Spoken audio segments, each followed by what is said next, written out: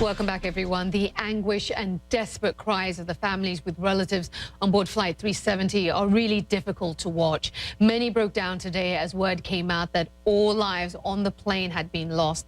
Up until now, several weeks later, some had been hanging on to hope that their loved ones would still be found alive. Well, the last few weeks have been difficult for the families, to say the very least, but this clearly was the worst possible news. Join me now to talk about this once again is psychologist Erik Fisher. Erik, good to have you with us again.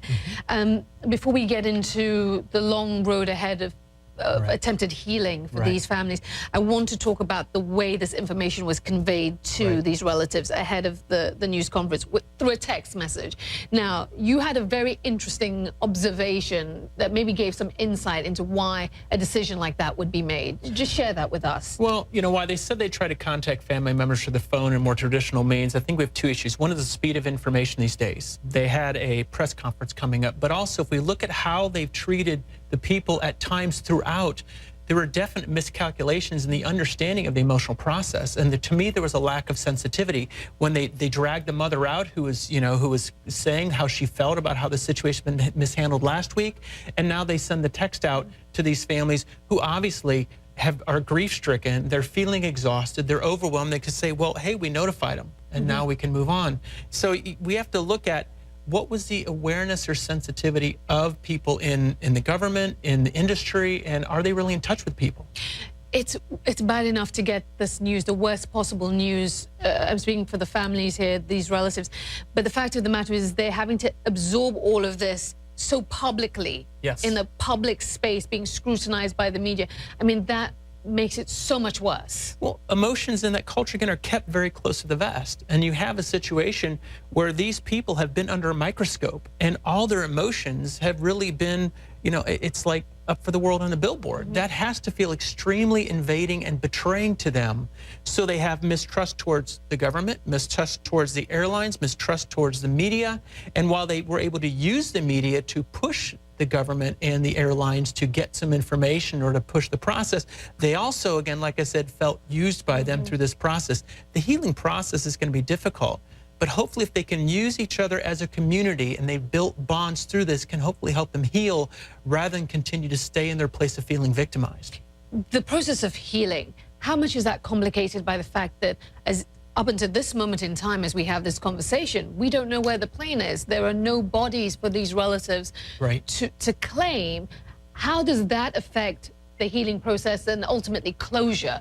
Well, humans like to have something to touch. Even when somebody that we love dies from whatever means, it's hard for us to believe. It's surreal. We don't process it very well. So the fact that they want to bring a piece of the wreckage to land and have people be able to see it, touch it, feel it, it's been part of helping them have a physical closure.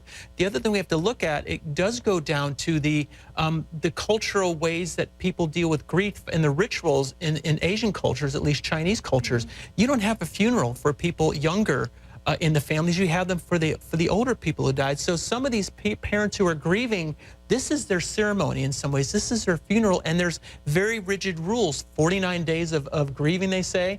After that, you're supposed to put it all away and pack it up for something that you never truly Yeah, and that's been the culture. Now, Malaysia Airlines is making plans to fly families to Australia once the wreckage is found.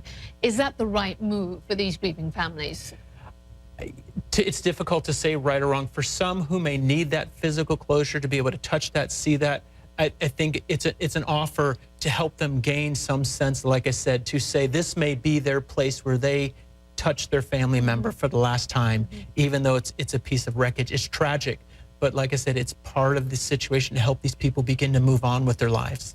And just one last question. I have a colleague who often says that closure is one of these made-up words, that there's never closure, and especially in something so traumatic like this. I mean, well, I agree with that. You know, we do look at that word. You know, I know that for people who have lost people in tragic circumstance, I just saw somebody interviewed who lost a family member on TW 800, and seeing them talk about that, what happened to them, and having this current event, it revivified all their emotions, and they were having a hard time getting through that discussion. So life will bring things back to us. To me, as an opportunity to heal our issues. And that's sometimes the gift, is that we heal in stages, and we heal at developmental levels, and we heal through the number of times where we're exposed to that if we allow ourselves to work through the emotions.